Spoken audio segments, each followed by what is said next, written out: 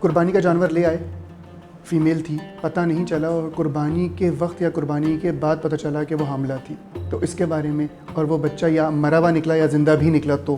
دیکھیں، اگر قربانی کا جانور ہے اور وہ حاملہ ہے، اس کا بچہ نکلا ہے، تو شریعت کا حکم ہے اس کو بھی ذبح کر دیا جائے۔ ٹھیک ہے نا؟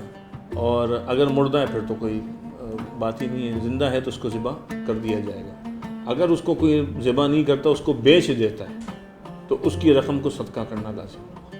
اور اسی طرح صدقے کی بات ہوئی، کھال دینا رکھنا، آج کل ایک عجیب سا کانسیپٹ میں نے دیکھا، کچھ لوگ کھال جو ہے وہ پریزرو کر کے گھر میں ہی رکھ رہے ہوتے ہیں، تو کیا یہ ٹھیک ہے؟ اگر تو کھال کو خود اپنے استعمال کے لیے رکھتا ہے تو کوئی حرج نہیں، ٹھیک ہے، رکھ سکتا ہے، لیکن اگر کھال کو بیچتا ہے تو اس رقم کا صدقہ ضروری ہے۔ صدقہ کر دیں تو وہ پورا ہو جائے گا، تو وہ چونکہ جو رقم آئی ہے وہ اس نے وہ کر دی، صدقہ جو ہے مستحقین میں جائے گا۔